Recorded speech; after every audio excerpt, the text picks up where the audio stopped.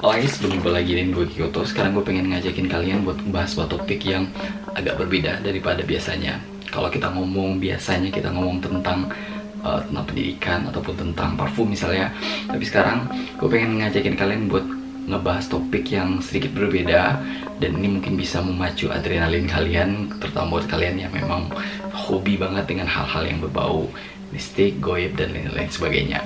Dan topik kali ini gue pengen ngebahas tentang kota Saranjana. Jadi kalian mungkin pernah mendengar ya kata-kata Saranjana atau kota Saranjana. Tapi mungkin gue juga yakin di antara kalian juga mungkin masih ada yang kurang terlalu paham atau mungkin sedikit sekali informasi yang bisa kalian temui tentang kota Saranjana. Dan kali ini gue pengen mengaparkan beberapa hal, beberapa fakta yang bisa menjadi acuan buat kalian kalau misalnya kalian tertarik tentang kota Saranjana. Saksikan video ini sampai habis. Jadi kalau misalnya kita ngomong tentang kota Saranjana itu, pasti yang terpikir oleh kalian adalah kota yang megah, kota yang penuh dengan gemerlap dan lain sebagainya. Memang benar, jadi kota Saranjana itu sebenarnya sebuah tempat yang ada di Kalimantan Selatan, tepatnya di Kecamatan Pulau Laut. Jadi kecamatan ini terletak di sebuah pulau kayak gitu, tapi bukan pulau tersendiri ya. Jadi dia memang sebuah pulau, tapi di sana ada banyak daerah. Namun ada satu tempat berbentuk kayak bukit gitu, dan itu diyakini orang sebagai daerah yang disebut dengan kota Saranjana.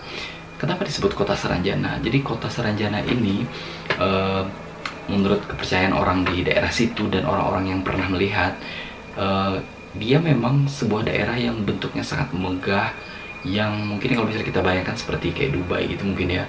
Dia megah, penuh dengan kemewahan, gemerlap, banyak mobil-mobil mewah, dan mungkin di Indonesia pun kita mungkin belum pernah melihat kota seperti itu gitu. Mungkin dibandingin Jakarta pun mungkin jauh gitu ya.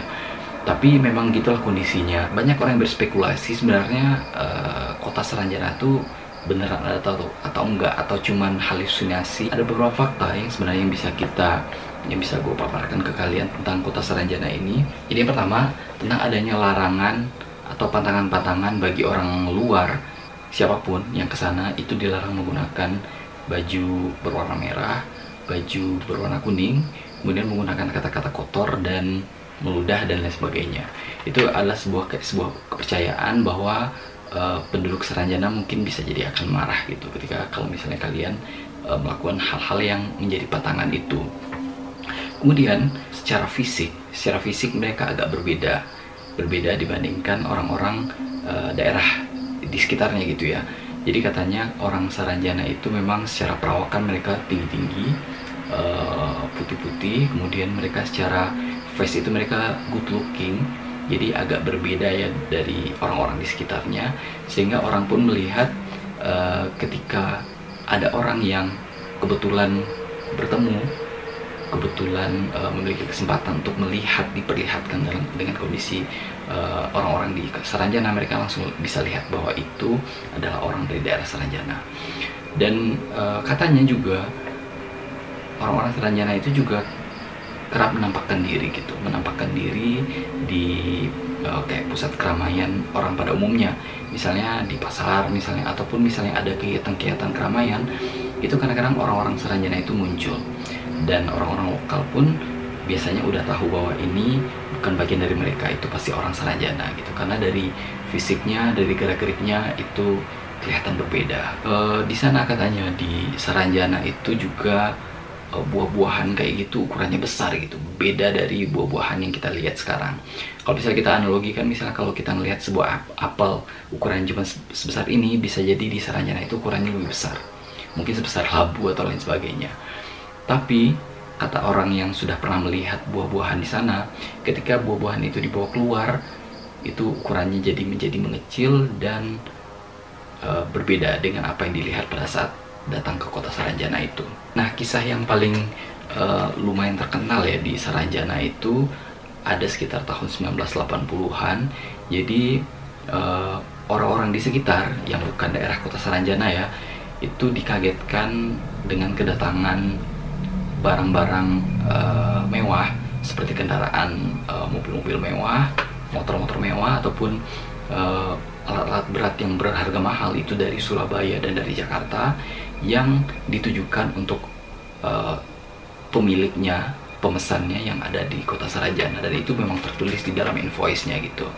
Nah, ketika barang-barang itu dikirim ke Sarajana, tentunya dia melewatin kota-kota terdekat kan, dan orang-orang di sekitarnya menjadi terheran-heran gitu, ini siapa yang mau mesen, dan barang-barang ini untuk siapa. Mungkin sebagian orang pernah melihat, tapi tidak benar-benar ada orang di situ, karena sebenarnya kota Sarajana itu bentuknya seperti hutan-hutan belantara kayak gitu, dan di sana memang ada bukit, dan memang orang-orang di daerah Kalimantan sana mempercayai daerah itu memang lumayan angker. Pernah juga terjadi orang-orang yang memang penasaran gitu, pengen melihat sebenarnya seperti apa sih kota Sarajana, dan mereka mencoba datang ke lokasi yang diyakini sebagai kota Sarajana. Mereka datang ke sana, melewati katanya portal untuk masuk ke kota Sarajana itu melewati sebuah semak belukar, ya seperti hutan-hutan bakau kayak gitu. Mereka mencoba masuk ke sana dan tidak ada satupun dari mereka yang kembali. Jadi memang katanya orang-orang yang mencoba masuk ke sana, ketika mereka udah melihat kemegahan, kemudian mereka melihat kota yang indah yang jauh berbeda dengan apa yang mereka lihat selama ini, itu mereka menjadi enggan untuk kembali, sehingga tidak ada satupun dari mereka yang pernah kembali setelah mereka mencoba untuk masuk ke kota Sarajana. Pernah juga ada kejadian bahwa ada kapal feri kayak gitu yang mengantarkan orang-orang dari Tanjung Serdang menuju ke Batu Licin. Waktu itu sebagian orang melihat bahwa kapal itu penuh gitu. Kapal itu penuh, kemudian ketika kapalnya merapat di daerah Batu Licin, itu tiba-tiba semuanya menghilang. Itu karena orang-orang meyakini bahwa orang-orang tersebut yang hilang tadi itu adalah orang-orang dari Sarajana. Kalau misalnya ini dikatakan sebuah mitos, mungkin hanya orang-orang lokal aja yang tahu ya. Tapi ini pernah juga katanya seorang penyanyi terkenal di Indonesia, dia pernah diundang untuk manggung di tempat tersebut. Dia memang nggak pernah mengatakan bahwa lokasi tepatnya di Sarajana, tapi sebagian orang meyakini tempat yang disebutkan oleh si artis ini adalah di kota Sarajana. Jadi ceritanya seperti ini. Si artis ini pernah diundang, tahunnya dia nggak ngasih tahu ya, dia nggak nyebutkan itu tahun berapa. Dia pernah diundang untuk nyanyi bersama bandnya di situ, dan kalau nggak salah dia dengan bandnya, dan juga ada band lain katanya yang diundang sana. Sebelumnya di briefing dulu oleh manajernya. Katanya manajernya itu mengatakan bahwa memang ada aturan dari masyarakat lokal di sini bahwa tidak boleh menggunakan kata-kata kotor, tidak boleh mandi malam hari, kemudian tidak boleh menggunakan pakaian yang warna kuning atau warna merah. Ini pada awalnya dia juga tidak terlalu mempermasalahkan ya, dan nggak terlalu curiga, karena dia pikir oh ya udahlah, ini kan juga hal yang biasa gitu, dan di daerah manapun bisa jadi ada aturan-aturan kayak gitu. Dan akhirnya dia melaksanakan konser. Katanya di tempat konser itu tempatnya kayak semacam seperti stadion seperti itu. Pintu masuknya cuma satu, jadi orang masuk lewat pintu itu dan orang keluar lewat pintu itu. Kemudian masuknya pun itu mobil juga bisa masuk katanya. Jadi mobil masuk, kemudian orang turun dan langsung ke stadionnya, ke tempat-tempat duduknya. Kemudian pada saat mereka pulang, dan mereka pun turun di sana, langsung ke mobilnya dan langsung pulang seperti itu. Jadi si artis ini, penyanyi ini, kalau kita balik lagi, pada saat dia udah mulai manggung, dia ngeliat suasananya sangat ramai dan sangat meriah. Itu katanya mungkin sekitar 12.000 sampai 20.000-an orang yang nonton, itu saking ramainya. Dan ketika acara sudah mau selesai dan dia udah mau turun panggung, itu kan dia langsung dijemput di mobil kan. Jadi mobilnya langsung datang di panggung, kemudian dia turun, dia langsung masuk mobil dan dia langsung menuju ke pintu keluar. Dan anehnya, kata si artis ini, pada saat dia menengok keluar, itu jumlah penontonnya jauh sekali menurun. Katanya yang tadinya 12.000 sampai 20.000, itu berkurang paling juga cuman 1.000-an orang.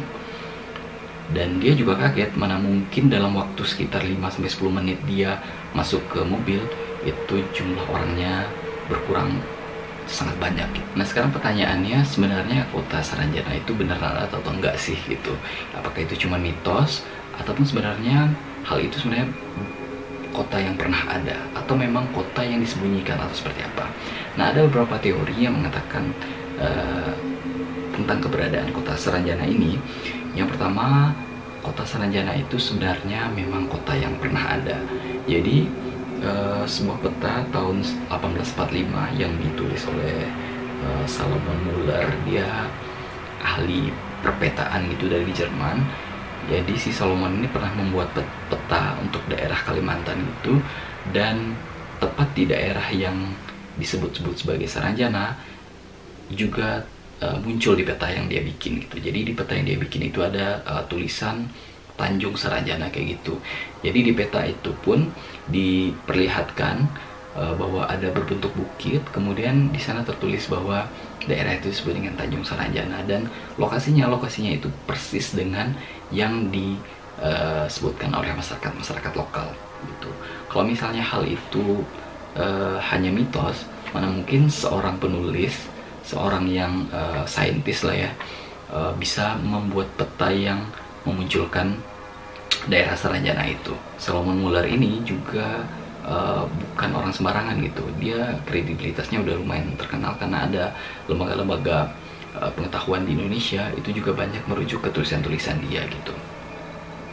Kemudian ada lagi tentang kamus Belanda yang judulnya Woerdenboek yang diterbitkan tahun 1869. Itu juga memunculkan sebuah kata yang namanya Saranjana gitu.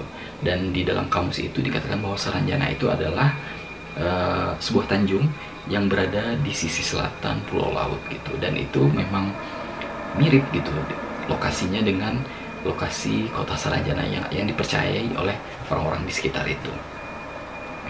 Kemudian ada lagi teori yang mengatakan bahwa kota Saranjana itu sebenarnya dulu memang pernah ada, namun orang-orang di sana adalah orang-orang yang bisa dikatakan lumayan taat beragama. Kemudian mereka ingin menutup diri dari hal-hal yang berbau duniawi kayak gitu.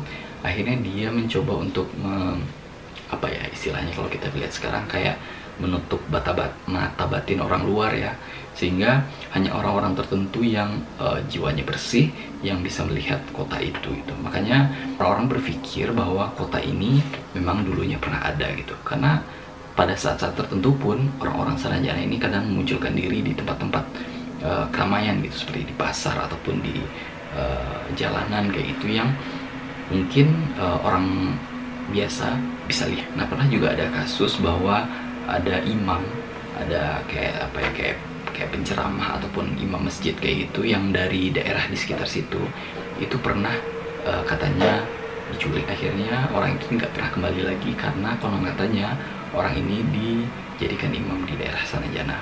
Nah kira-kira itu fakta yang bisa aku sampaikan ke kalian. Kira-kira menurut kalian ini beneran kota yang pernah ada atau cuma mitos dan legenda aja?